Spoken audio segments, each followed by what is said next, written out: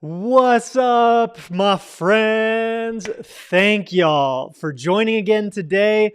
I'm really excited to have you here. I've had a lot of emails with questions already, so we've been stacking our list of questions, things that we're going to cover towards the end of this session today together. And I want to make time for as much Q&A as y'all have the appetite for. So I see some people already in the chat. Just Steve chatting now because I'll be on the beach soon. Love that, man. Awesome. So I'd love to hear from y'all. Ooh, Patricia, Patty, you're from Chicago. Where are y'all tuning in from today? Where are you joining me from? I'd love to hear. I'm still in Colorado. This is where I was last week on our session as well. And I'm up in the mountains of Colorado in a small, tiny little town called Salida, where I can do trail running, mountain biking, river rafting, all of the outdoor things. This is my outdoor activity chapter of life. So where are you at? What's going on in your world? Tell me in the comments, in the chat. I'd love to hear from you.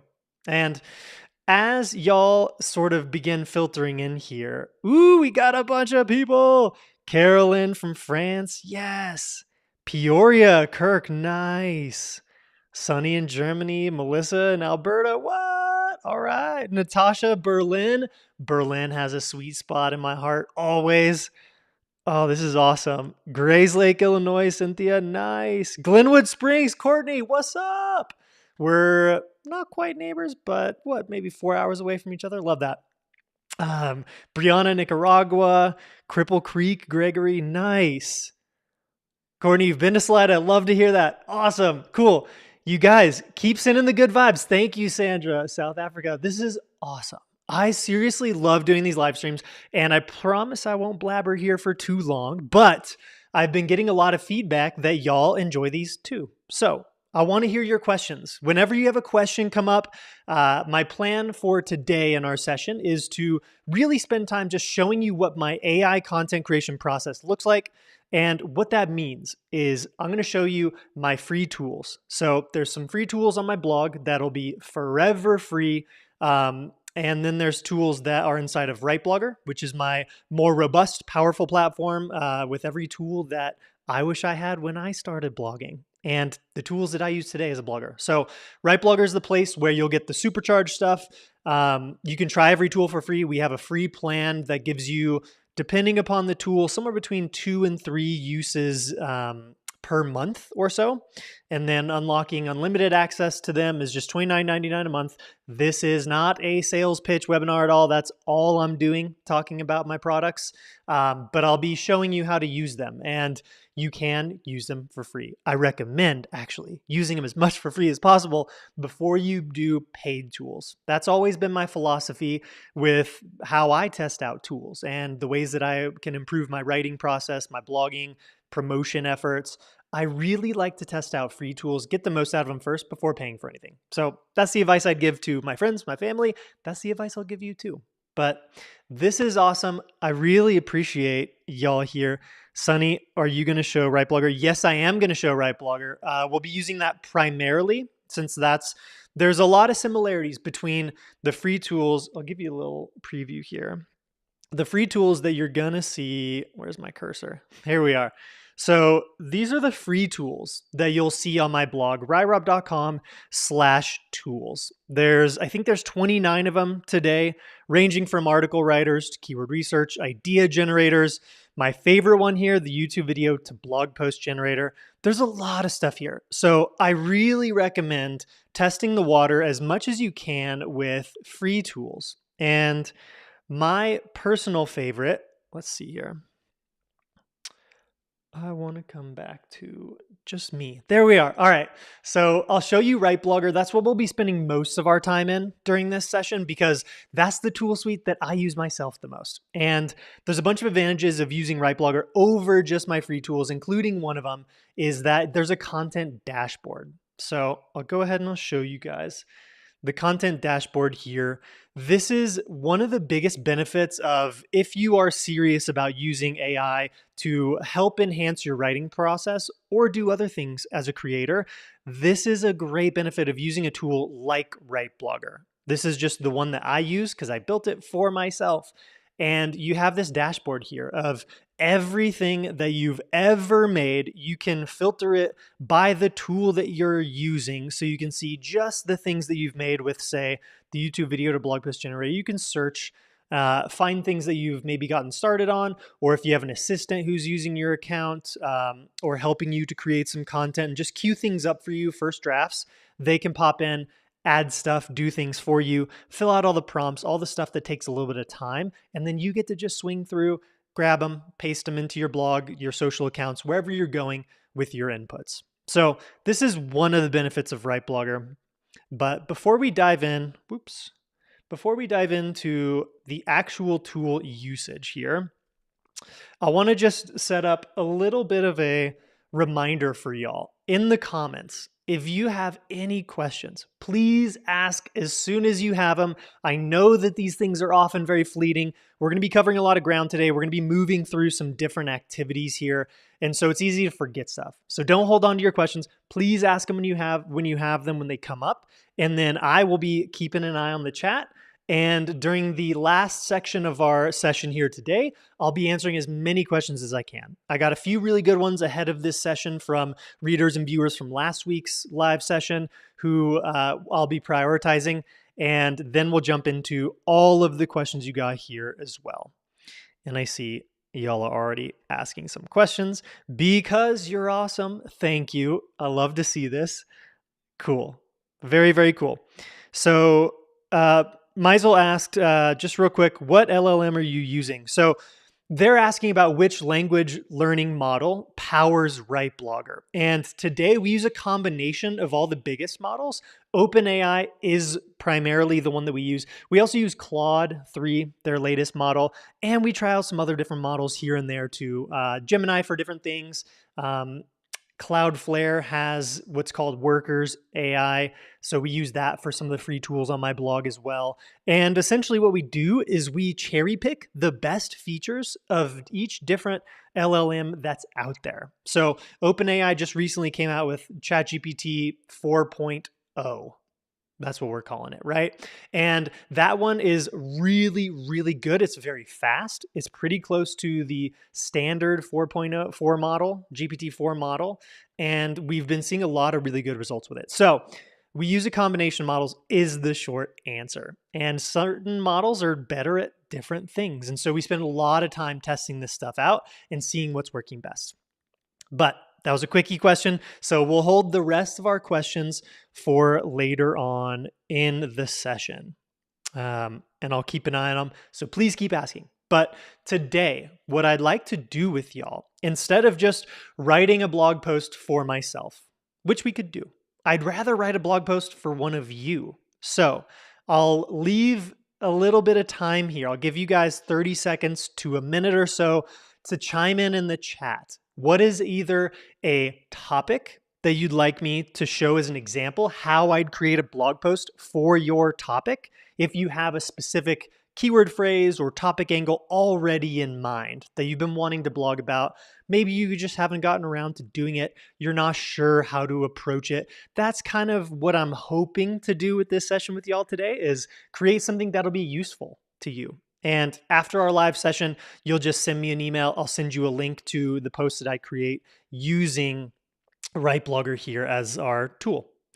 Patricia, pick me. Okay, Patricia, tell me, what's a topic that you'd like me to create a blog post about for you? Ideally, this is something you'll actually use or use as a starting point for your content creation efforts. Now, it's also totally okay if you don't have a topic in mind already. We can start back a step at the research stage. That's often the place that I start myself. I don't always know exactly what I want to talk about on my blog or on my YouTube channel. So if you have a niche that you're focused on, a set of topic areas that you create content about, and you want to do a little research together and follow that all the way through the creation process to getting a published ready draft, let's do that too.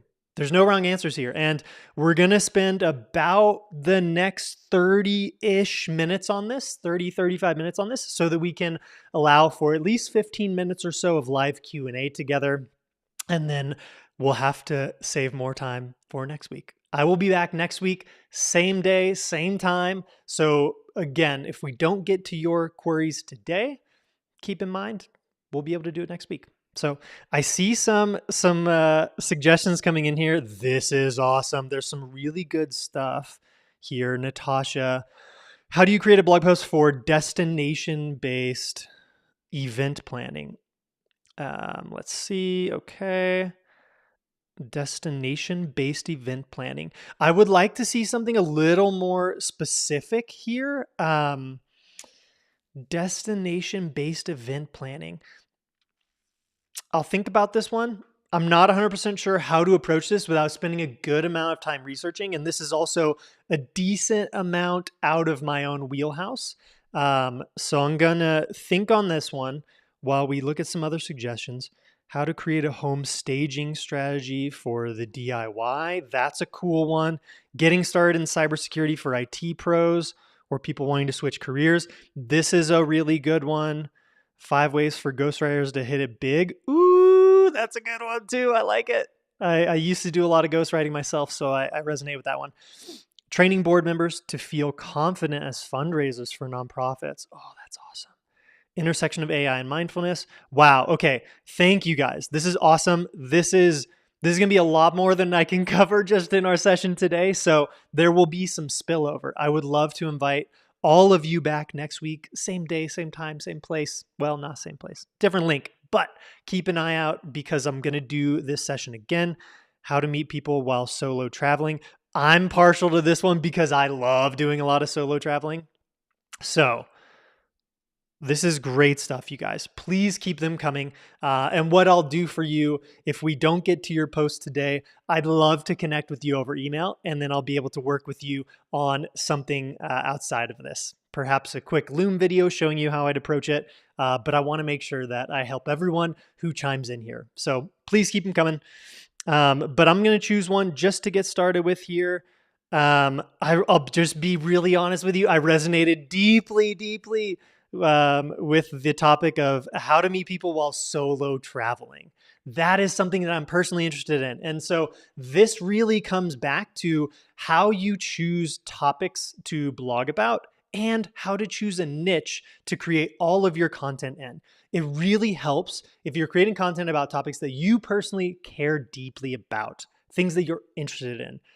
I would say passionate about, but who knows what passion really means? Interest is all that really matters here. Something that pulls you in. So I'm going to choose this one to start. I'm going to pull you up on the screen here. We got Brianna's question, how to meet people while solo traveling. Okay, this one's good.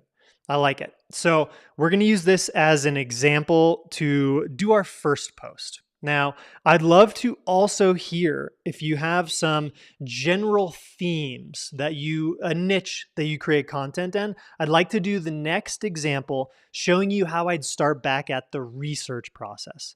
So if you want to chime in with the niche that you're creating content about, please do, and then I'll choose that for a next one. So first up, how to meet people while solo traveling. Let's pop on over to my Right Blogger here. Okay, so I'm just going to show this in Right Blogger because this is the tool suite that I use. This is where I get the most juice out of my time investment here. So we'll go to just the homepage I'll show you here. When you're logged in, this is what it'll look like in Right Blogger. But if you're not logged in, you're going to see a button here that says try for free.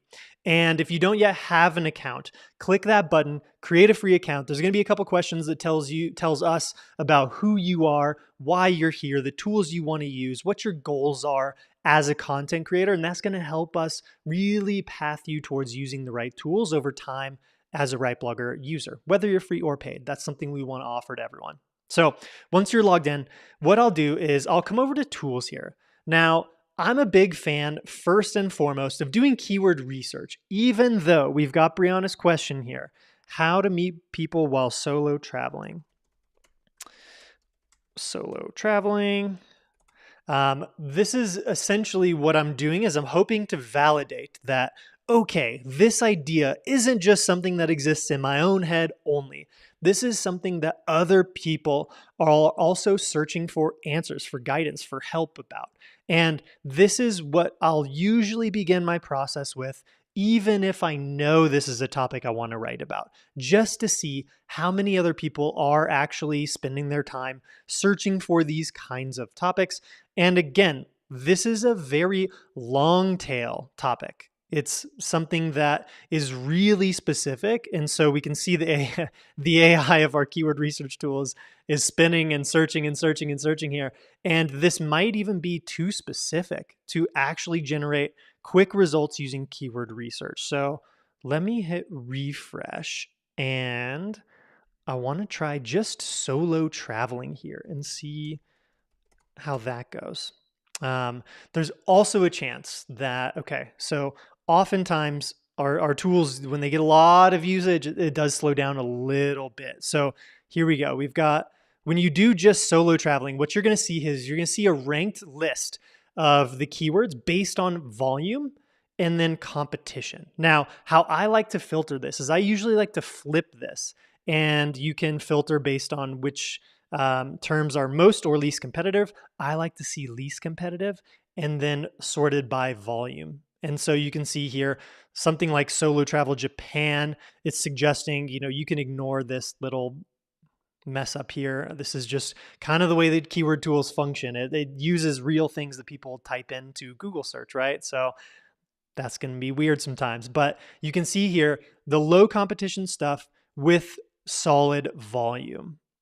Now, just coming back to the volume sort here, solo traveling, travel for solo travelers, solo traveler woman. There's a lot of interesting stuff here, but let's see if we'll get a different result for how to meet people while solo traveling. Now that we've verified our tool does indeed work, here we go. Okay, so we can see that this is a low competition keyword phrase. So that's a green light in my book, Brianna. This is a very good sign, especially if your site is relatively new. It's going to mean that you have a much higher chance of competing on this term. How to meet people while solo traveling. You can see the volume's the same. That's because Google is essentially showing the exact same results in search for both these terms. It's the same intent, right? So we verified that yes, some people search for this term. Now, what's important to know about keyword research is that it's always going to be directionally useful and somewhat reliable. Is it exactly 20 people searching every month? No, I can almost guarantee that. There's going to be variance up and down. There's seasonality. There's a lot of things that impact what these tools will say. And you'll find that essentially every keyword tool is going to give you slightly different results on this kind of stuff. My hunch is that more people search for it than just 20 a month.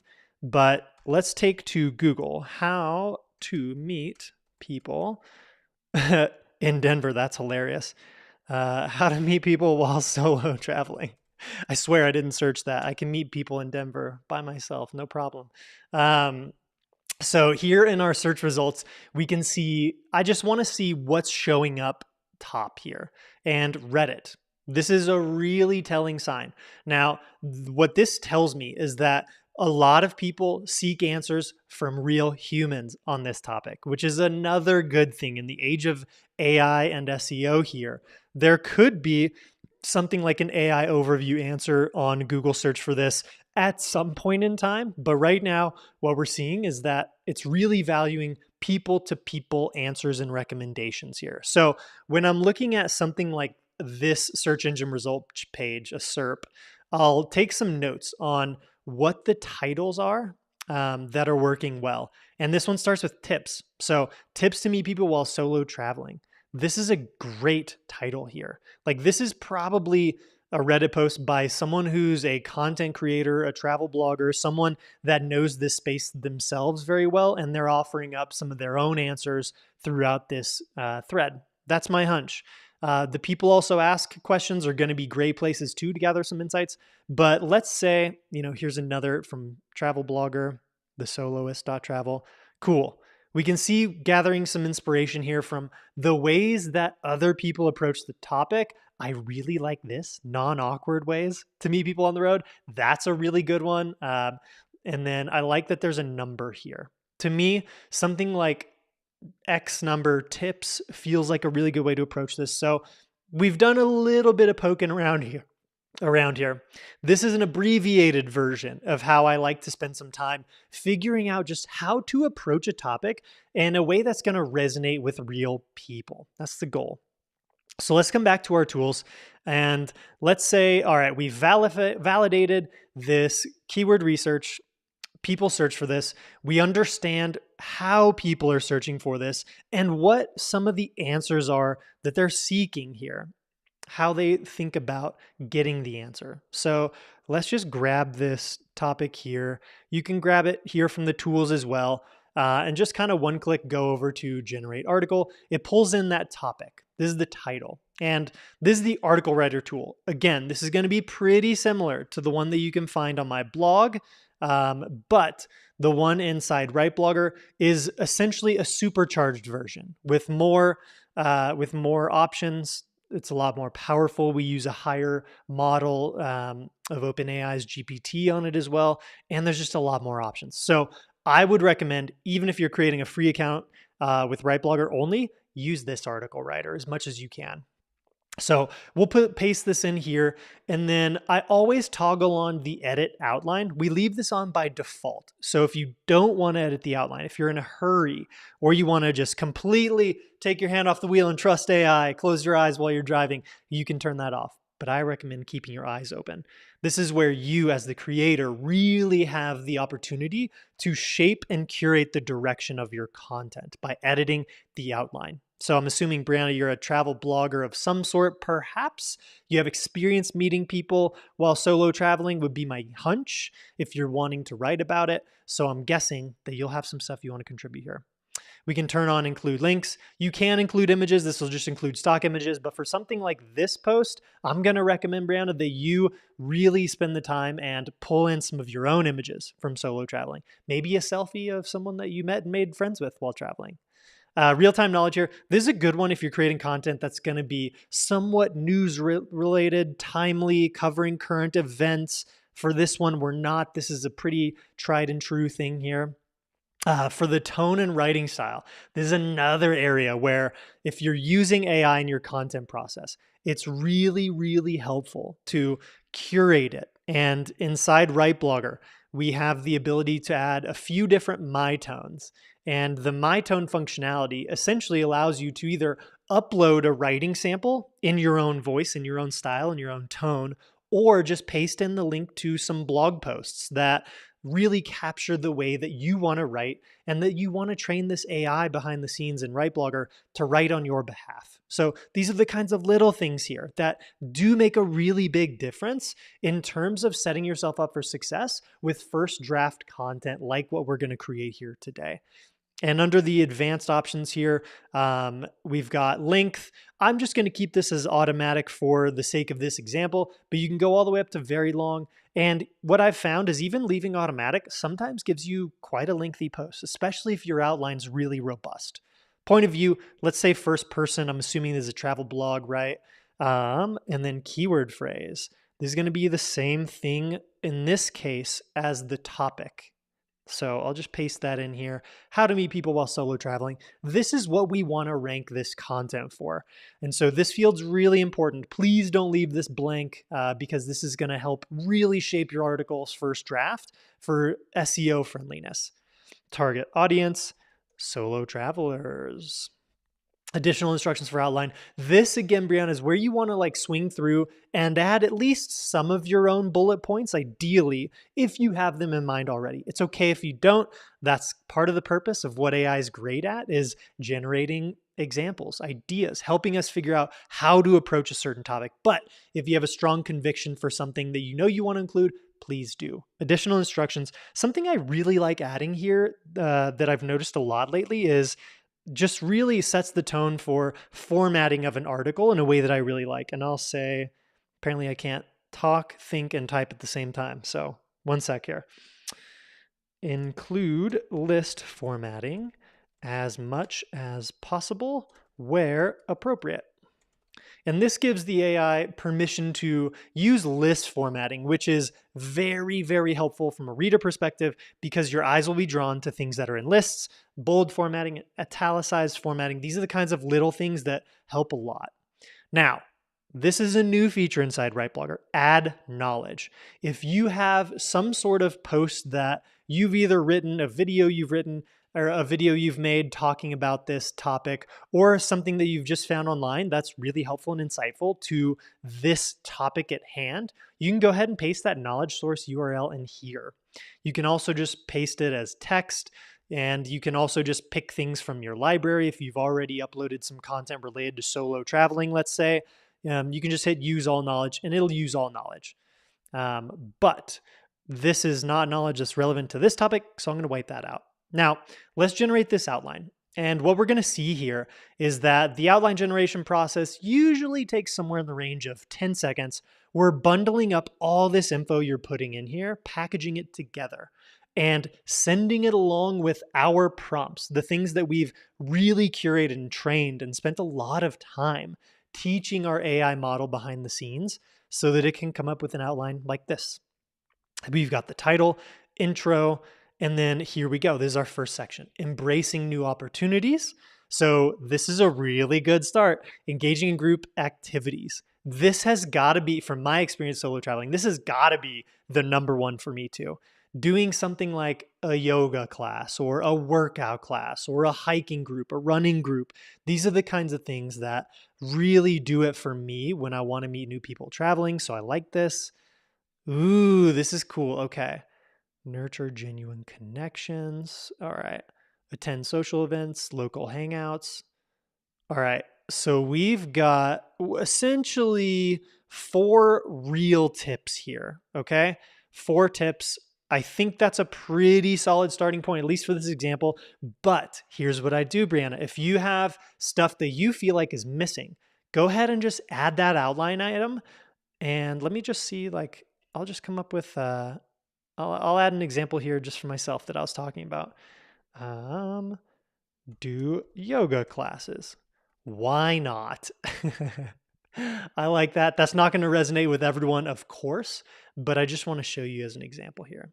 So do yoga classes. Let's say that you want to make some changes to this item here. You can just tweak these additional instructions and it'll, again, feed that back into the AI when we go ahead and create our article. You can drag and drop things around. If you want to move different sections, you can do that as well. But I like the way that this looks. And again, this is just an example, right? So let's go ahead and generate this article. But that outline stage is really important. That's where you have the opportunity as the creator, the certified human here, to really set the course of the direction that your content's going to go in. So here we go. 10 insider tips for meeting amazing people while solo traveling.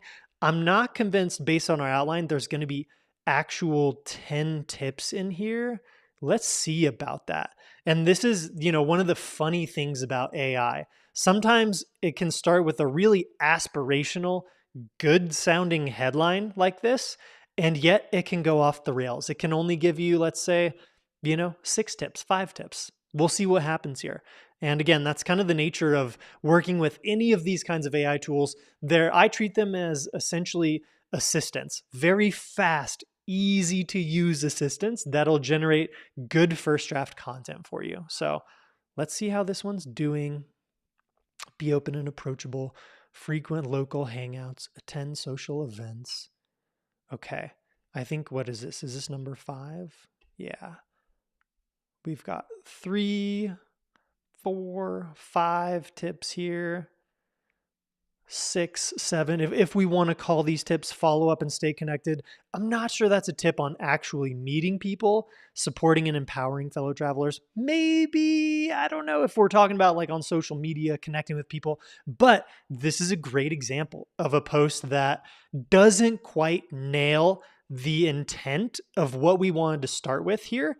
And so what I would probably do is I would take the learnings from this experience and I would come over to figuring out how to go back to the outline stage here. I don't want to burn a ton of time on this for the sake of us being live here together. But what you could do is let's come back to our content dashboard and revisit this post. Once you're viewing this, we could have just refreshed the page too and seen what happens. We've got these tabs here for SEO, for images, for chat. You can go back and forth using our AI chat feature with this article and tell it kind of exact changes that you want to make to the content itself. So let's say, you want to just totally edit the prompt and run it again. You can go back to the starting point. You can make changes to the additional instructions. And maybe what you want to say here is in the outline section, the additional instructions for the outline, maybe you want to say, include 10 tips to meeting people while solo traveling, right? That's a great way to start. But let's say this content was what you were hoping for the sake of this example, right? What I would then do is just quickly scan this, make sure that this is indeed good for your purposes. And then I'd just go ahead and copy it.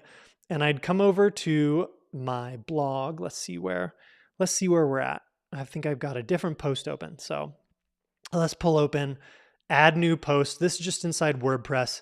And so we have copied the content from this article. And then I like to do all of my SEO optimization right here within the post itself. This is, again, what it looks like to edit a post in WordPress behind the scenes.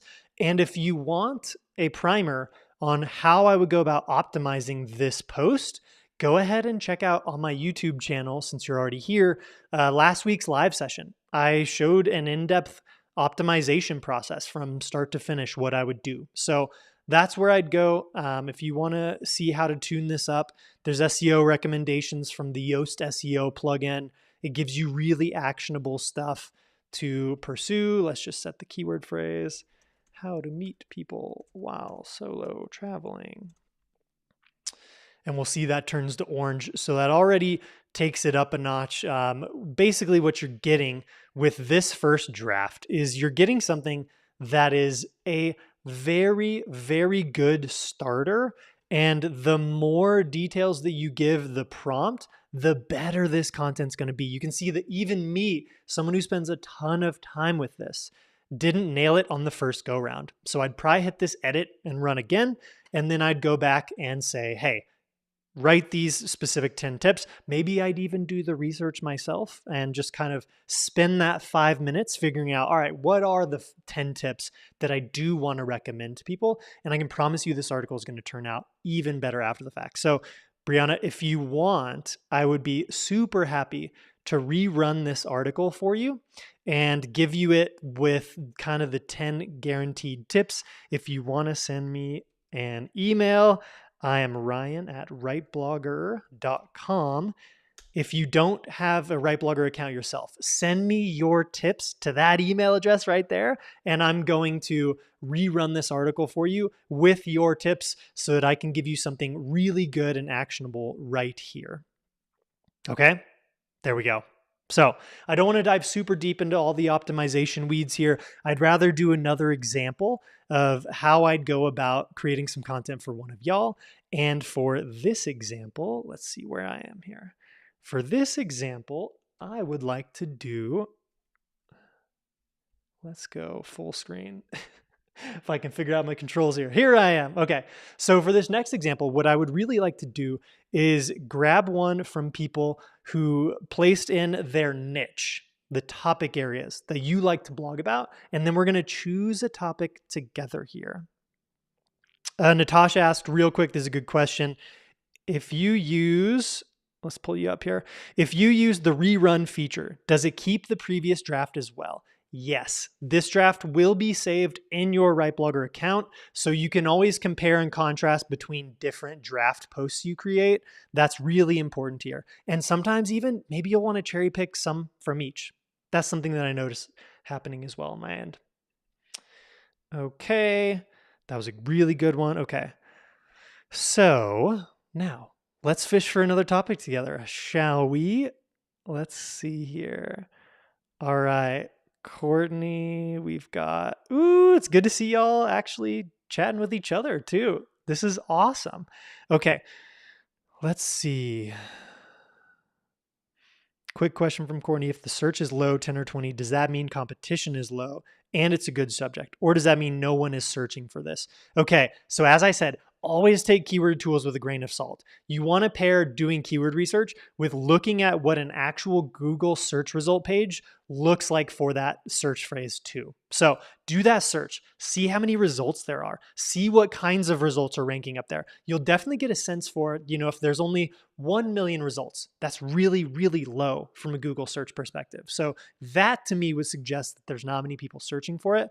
But if there's 50 million, 100 million, a billion plus search results for something, then a lot of people are searching for it because there's a lot of content that's being indexed and ranked on Google for it. So forgive me for just being ADD and cherry picking questions as I scroll here, but that was a really good question.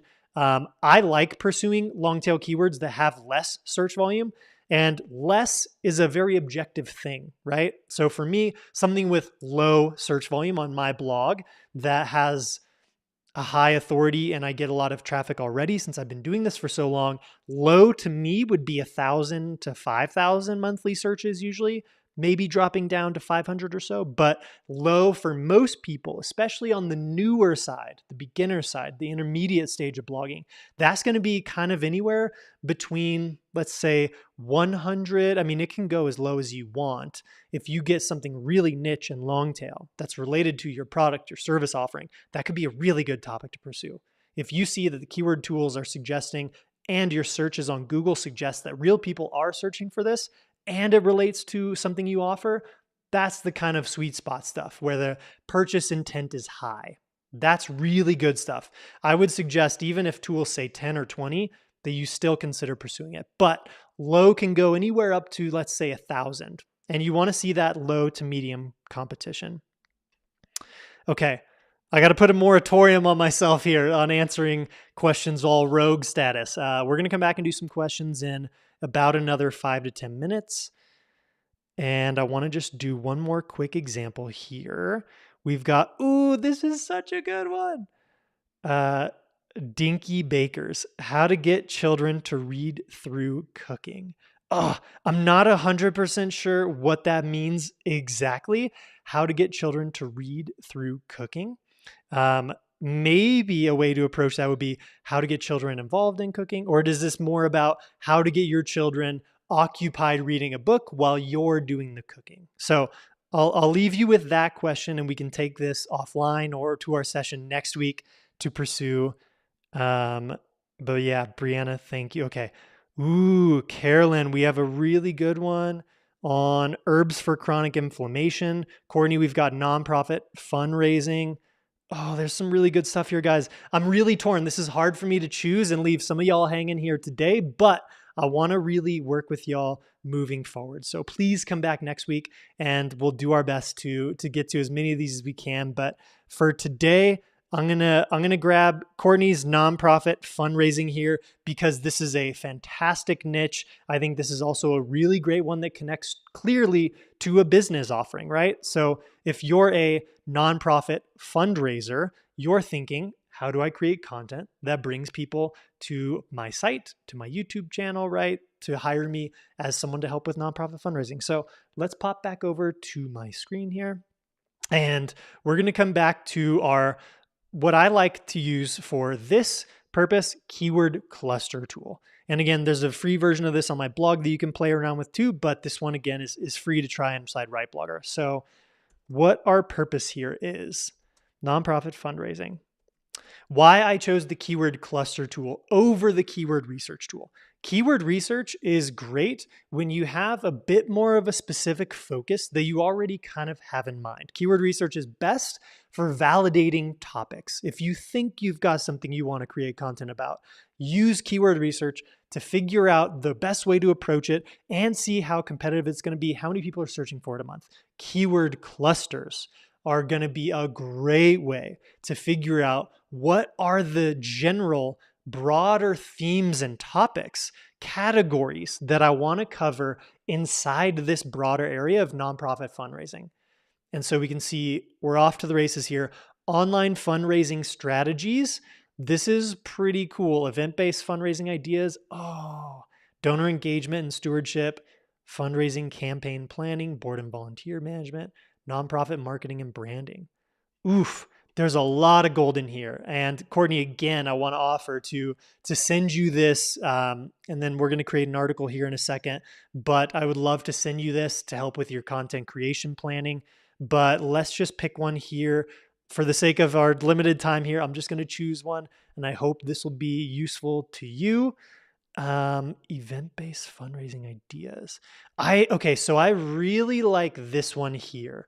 Event-based fundraising ideas. So I have some experience. My mom worked at a nonprofit school for a long time, and so I would help her a little bit with some of her fundraising efforts for the school. And I think there's some really good stuff in here. Like putting myself in the shoes of someone who's trying to get help with raising funds for a nonprofit. That's how to really like just sit yourself into an environment where you're thinking as the person who needs help. And then your role will then be the person to help them, right? So I think this is a pretty interesting one to me. I don't love golf myself, golf tournament fundraiser, walkathon fundraiser tips, auction event ideas, charity gala planning. Let's just grab this one here. So I'm going to copy this one. Now, again, remember, this entire cluster is saved inside my WriteBlogger account, so I can come back to this and cherry pick ideas anytime. But let's go over to the article writer tool and let's create some content here around charity gala planning. Now, what I would do is I would sharpen this topic a little bit. I'd think about this as a little bit more of a draft title. So I would say how to plan a charity gala. That's probably, again, coming back to putting myself in that shoes of the person who wants help. This is probably what I'm Google searching. So let's do that Google search. How to plan a charity gala. Cool. So we can see there's a really solid looking featured snippet here already that's gonna give us a great idea of how to approach this content from what Google is saying is best. Best in air quotes, right? This is a query where we'll probably see some AI overview at some point in the future. But what's great about content like this is no one who's serious about planning a charity gala is gonna just read these bullet points and then leave and go plan their gala, right? Anyone who's serious about this, anyone who would potentially hire you to help them with gala planning is gonna click through. And it's the same thing for AI overviews. They show their sources, they cite their sources, and then people who are serious, the ones that you're going to actually build relationships with, will click through. They'll want to learn from real humans because there's a lot of detail. There's a lot of nuance here, especially if someone is inexperienced. So we've got a bunch of inspiration here. We can see how people are talking about it. How-to content looks great. So we've got some ideas even. This would be an alternate way to approach this topic. Ideas like charity gala ideas. That would be a totally different post in my opinion. But let's stick with the how-to. Now, let's come back here to this, how to plan a charity gala. Now, let's include some links. Let's do this a little quicker than last time. We're going to skip some of the commentary, and I'm going to come through plan a charity gala. If I can type today. Target audience. This is a good one. Charity manager. What do we call this, right? Charity board. I don't know. Charities. Let's just say charities. So this is where, taking our learnings from the last example we did, this is where I want to say, make sure to include 10 actionable steps to planning a charity gala. Now, this number here is completely arbitrary. So this is where you, Courtney, as the expert, can come through and actually list out the actual steps that you want to be included in the outline, right? Now, this is not my jam, so I'm going to leave this blank just as is right here. Let's use the same instructions I like. Use list formatting as much as possible where appropriate. Appropriate within each section. And again, if you have some knowledge you want to add related to running a charity business, something like that, like you can add that knowledge here. But let's just be quick about this and generate our outline. How to plan a charity gala. This is fun. I've gotten to observe this many times, and back in my college days, I helped with planning galas and events for organizations back in school as well. So this takes me back. I can't say it's my most favorite memories, but they're good times. So here we go. Setting the foundation for success. All right, defining your purpose and goals. I like starting with that, right? Creating a realistic budget, building the dream team. Okay. Unforgettable experience. We've got stuff nested within each of these sections. So we've got 1, 2, 3, 4, 5, 6, 7, 8, 9, 10. Aha, the AI listened to us this time. I'll be honest, AI sometimes has a mind of its own, but for sake of time here, let's just assume this is a great starting point for a first draft article. So let's hit this and we'll get off to the races here. Now this title, How to Seamlessly Plan Your Dream Charity Gala. That's a little cheesy to me personally. I'm sure some people would relate to it, but how I'd be thinking about reframing this title would be something like, just taking some inspo from what we see working well here, I really like numbers for something like this a lot. And so for me, I'm probably going to call this 10 steps to plan a charity gala plus actionable tips, something like that. And again, there's so much nuance to this stuff. There's no such thing as the best right title. I like to also experiment with titles over time. So if something isn't serving your traffic strategies very well, make some tweaks over time. But let's see here. Cool. So the AI didn't add specific numbers. Again, this is something that you got to be really specific about in the article instructions. And you would say, give each actionable step in this article a number, and that'll solve for that. But here we go. We've got the list formatting, which looks really nice. My eyes are drawn to it. Cool. So I want to hop over to our Q&A because we've only got about 12 more minutes here together. And we'll let this article keep running, but it looks like it's going to be pretty dang good. And there's some links out here to relevant content. And a quick note on links here. So this is an external link. This is to an article on Sign Up Genius about fundraising gala themes and ideas. Maybe you want to include that. Maybe you want to nix that if it's too competitive to your own content. You want to include some internal links in your post as well. And we're working on a feature inside WriteBlogger that'll allow you to connect your site so that every time you create content and you toggle the include link options, we're going to scan your site and include internal links to relevant posts. Like, for example, if you had a post on your blog about promoting your charity gala, the article writer would pick that up and would link to that post on your blog right here in the first draft. But as we can see here, this is looking like a pretty good first draft. And since we're almost done, let's see how many words we got. This was a 2,200 word first draft. That is a pretty good first draft. I like that. And Courtney, again, like I'm happy to send you this. Just shoot me an email to ryan@writeblogger.com. I'll connect with you after our event here. And we can see here, we've got the SEO tab. We've got meta title. This is a better meta title, by the way, than what I saw as the article title. So maybe I would even consider using this minus perfect. I don't think perfect is the best intent word there, but this is good stuff. Cool. All right. Chat here again. This is another way that you can interact with your content. And let's say that you want to create some giveaway ideas based on this content. This is pretty cool. Exclusive VIP experience, luxury getaways. Ooh, what? Signed memorabilia. Oh, this is awesome. Wow. Oh my gosh, we're getting a lot here. Okay, cool. So this is just kind of a quick preview. I'm going to hop back over to where we are doing our Q&A sesh, everybody. Okay, where am I? Too many things going on my screen here. Okay, so again, I am bummed that we don't have an infinite amount of time together. I really wish we did, but I want to hop back to our Q&A here. And so please, if you have some questions, drop them in here in the chat, and I'm happy to answer your questions here. But I'm going to scroll through. Let's see if I missed anything. Let's see. Oh, Courtney, you asked, you missed where the keyword search is. Okay, let me just pull my screen back up and show you here inside Right Blogger.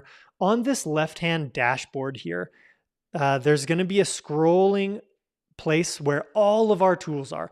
You can see favorites here. These are my favorite tools that I just used the most, and that brings them up to the top. But here under all of the tools, you can sort them either alphabetically or they're nested under different sections here. And so, we've got blogging tools and then keyword research tool. That one's going to be under SEO tools. You can see it right here. Okay. Let's come on back to just me. All right. And let's pull up the comments once again. Okay. Here y'all are. Now I can see you again. Okay. Natasha, all right, so you asked, this is great. Okay, you asked, I'm trying to follow along with the free keyword research tool, but it just keeps saying error. So we sometimes do have outages on these tools when a lot of people are using them. Just to be totally honest, that's where we're at today. Right Blogger is a me and Andy, my partner, show. And so please let me know whenever you see tools that are down. Oftentimes they just get overloaded with usage and we have to tinker with something behind the scenes real quick in order to fix it. So thank you for the heads up. I'm assuming you meant the free keyword tool that's on my blog, because that one I did notice earlier this morning was getting overloaded. So please check back later. We're working on it. Let's see. Oh my gosh, y'all, so many questions. This is amazing. Thank you. What do you get with the free version of Right Blogger? Brianna asks. Let's pull you up here. Okay, I love how many tools it has, but is there a limit of searches we can have? Yes, there are limitations on the number of free uses of all of the different tools inside Right Blogger. The usage does vary per tool, so I can't say across the board it's this many, but it's usually somewhere around 2 to 3, some of the tools up to 5 that use a little bit less credits basically on our end, since we have to pay for all the usage of all of our tools no matter what. So we do have to limit it because we have something like 12,000 people using Right Blogger for free, which is just unfortunately where we're at today. We can't offer it up free unlimited to everyone. But if you like what you see, if you use the free stuff and you think you will get mileages out of using a paid account with Right Blogger, that does unlock unlimited access. And we're also real people here. Andy and I are nice guys. We want to make sure that you're happy. So if you try the tools out and they're not for you, if it doesn't feel right, if you're not getting the value out of it, if it just doesn't kind of click for you, that's okay. Just hit us back and we'll definitely refund you. We'll make good on you. We have a really generous policy for that. No questions asked. We like to make tools for people who are like us, who could use it. So thank you for the questions. And let's see. Ooh, yeah, we got some good stuff in here.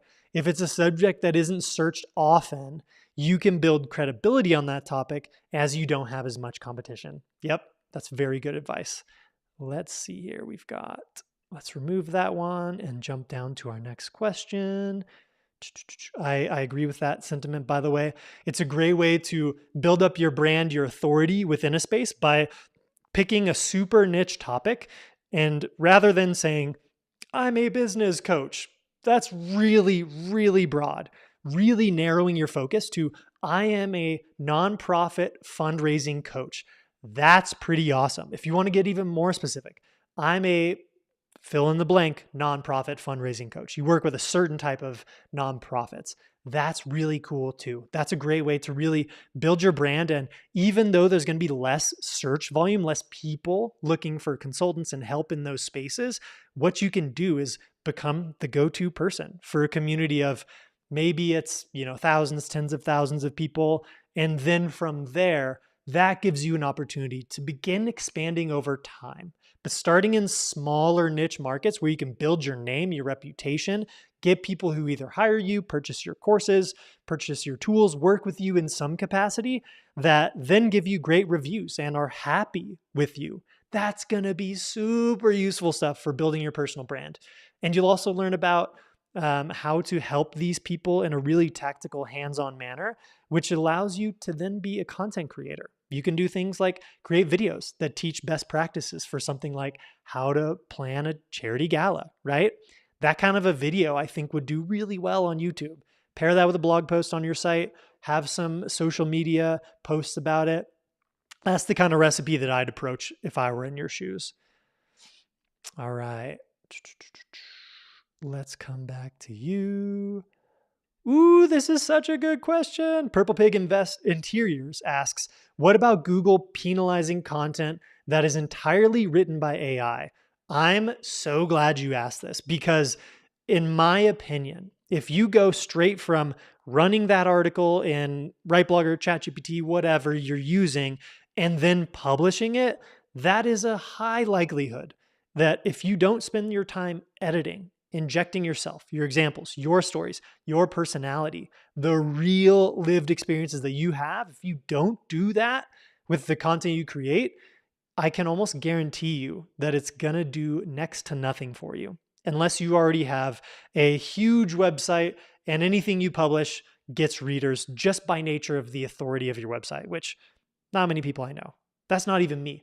I still have to work to promote my content. And the way that you really stand out and get content that Google is going to eat up because people searching on Google are eating up your content and spending time on it.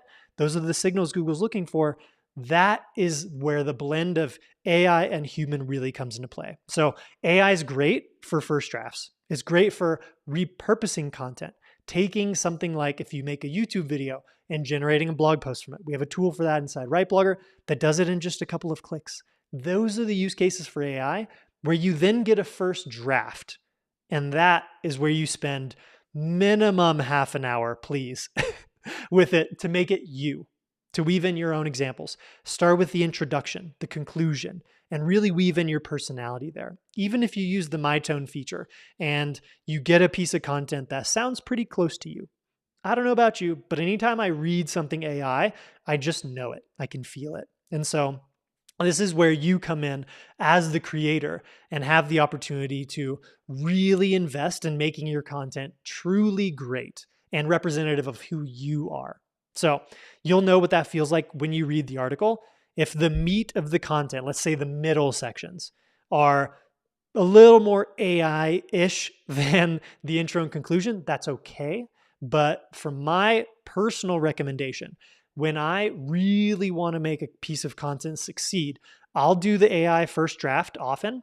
My process these days looks like video first. So I'll make a video, I'll create an AI first draft, and then I'll spend usually more like an hour and a half to 2 hours with that post. So this is something that, yes, it saves me time. However, I don't rush through it and just publish a straight AI thing because that's not going to work for real humans who land on the post. You're going to know it. You're going to feel it.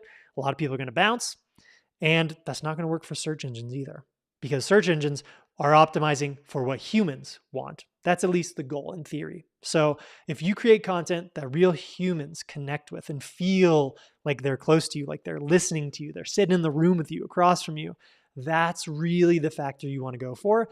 And again, AI saves time with that. So when I create a blog post, that's something that can often take somewhere between 5 and 8 hours, maybe spread across a couple of days from start to scratch, writing it myself, something that's really chunky, SEO friendly.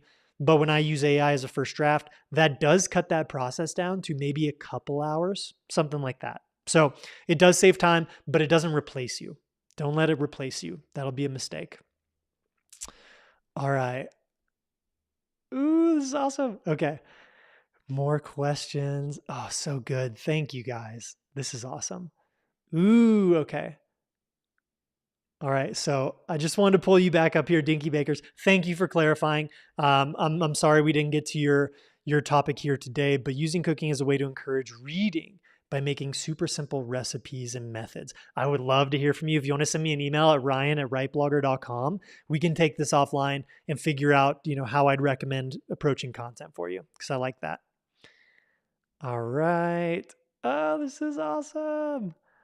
So good. Thank you guys. So many awesome questions.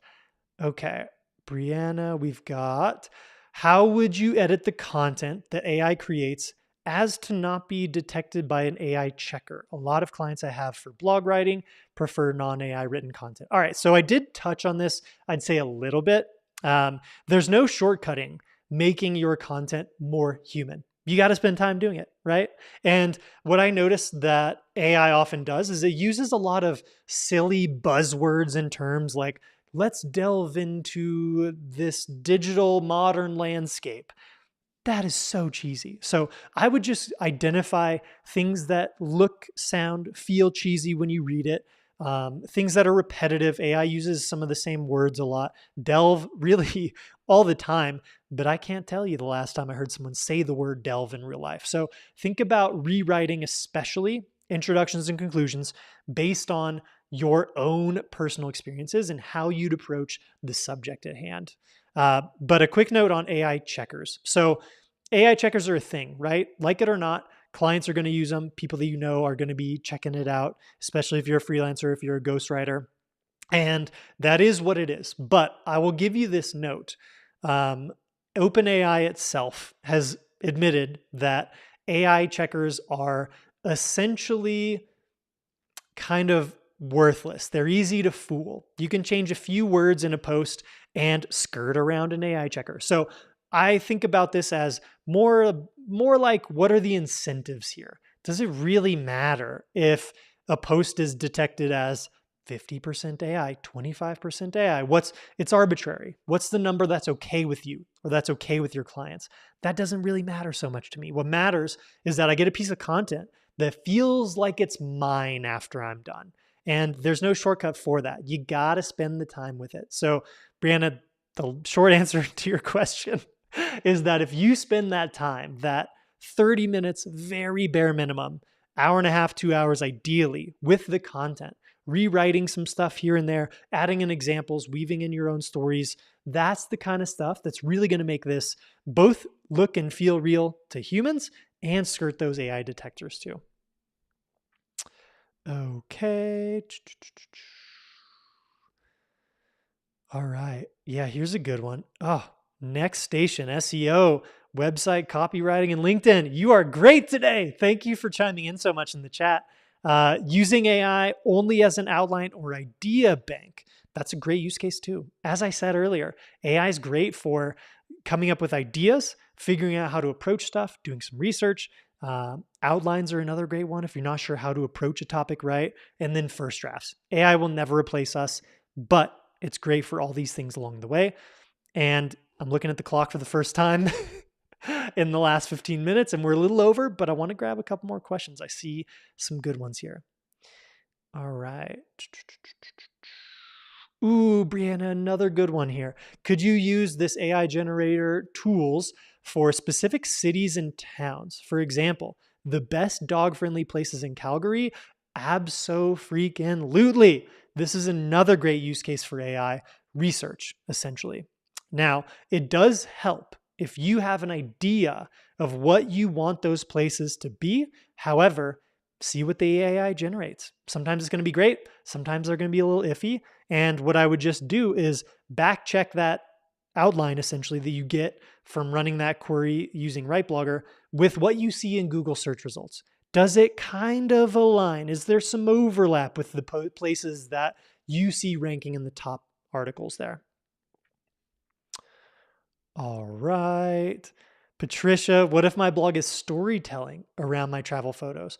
I like that. I think that's great. I don't know how many people from an SEO perspective are searching for stories of particular destinations. So when I think about SEO, building a blog, an audience around driving traffic from Google search engine results, that's going to be more value-driven stuff, more education-driven content. So if you create content that's, let's say, a photo guide to Costa Rica, or a photo guide to Venice Beach, California. That's going to be something where there is search demand for it. So this all depends on where and how you want to attract an audience. If you want to attract an audience from search engines, then educating, offering up actionable tips, steps to do something, teaching processes, stuff like that is going to be really helpful for you. But if you have a more storytelling style blog, then I recommend really leaning into video content and social media channels. So something like YouTube, YouTube Shorts, Instagram Reels, TikTok, that's going to be the best way, in my opinion, to tell stories. Okay. Okay. I'm going to do 2 more questions and then I got to bounce, everybody. I'm so sad. But thank you so much. Oh my gosh, so many questions. This is overwhelming in the best way possible. And I want to jot some of these down to come back and revisit together next week. Again, same time, same place. If you're on my email list or you're subscribed to my YouTube channel, you'll get a notification about that when we're going live. Okay. Oh my gosh. Let's see. Oh, this is such a good one. Brianna, you got all the good questions today. This is amazing. And then Courtney, I got your question next too. Okay. So what are some of the top things you need to include in a meta description? Is AI good to use for creating metas? Short answer, yes, AI is pretty good at creating metas. Now, there's a meta description generator tool inside WriteBlogger and on my blog for free. There's the SEO tab on the article tools inside WriteBlogger that generates some meta descriptions for you. Now, the important thing about a meta description is that you want to be descriptive about what the article is covering. So if you're writing it yourself or you're editing the AI generated one, do that after your article is done and ready. That's going to give you the best sense for what you're actually capturing and covering and what a reader is going to get as a takeaway. So you want to describe that takeaway in a way that is SEO friendly. Now, what that means is making sure you've woven in your target keyword phrase and maybe one alternate in there too. So using our example of how to meet people while solo traveling. Something that, just riffing here, a meta description that I'd come up with is, what do we have? Hypothetically, we have the 10 tips, right? Or 10 ways to meet people while solo traveling.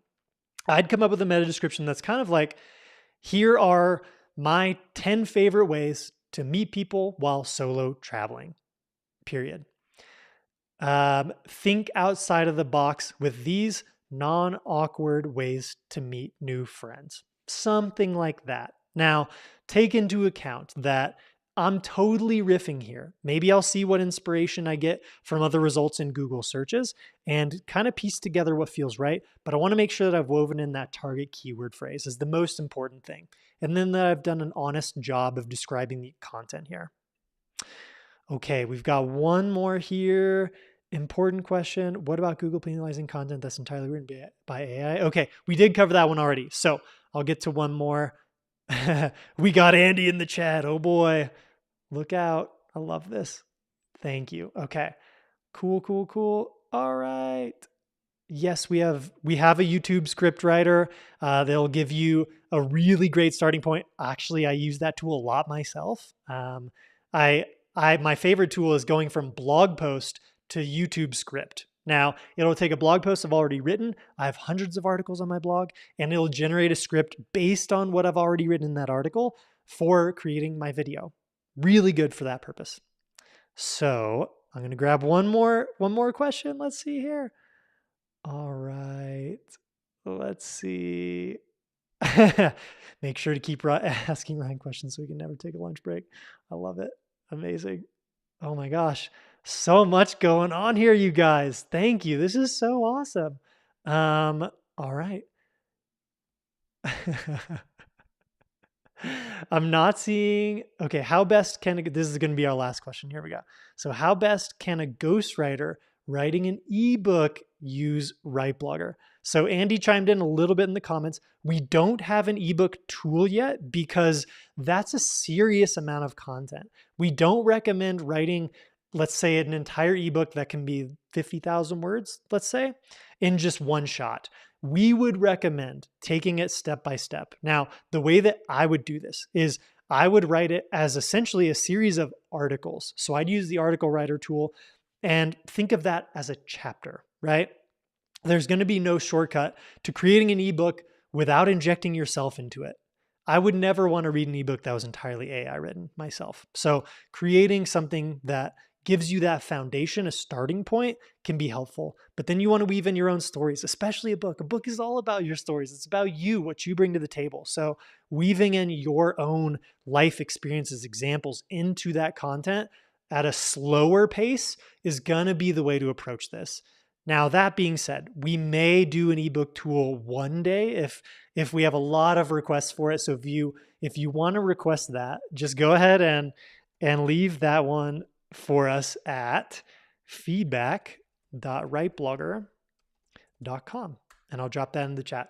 So thank you guys. I know there's some questions here that we didn't quite get to, and I'm sorry, time is limited, unfortunately. But I want to just say thank you so much for taking the time to be here together, for asking so many good questions too, and just for being present with me. This is really fun. I'm enjoying these. So I'm going to keep doing these weekly live sessions for the foreseeable future. If you keep showing up, if you want to see more of them. So if you do want to see more of them, let me know. Drop in a comment, ask questions, send me your questions to ryan@writeblogger.com if you want to ask them more privately, or give me a little bit more depth and clarity and context to what you're working on. So this has been great. And this is the end of our session for today. Thank you. I'll see you next week. Same time, same place. Bye.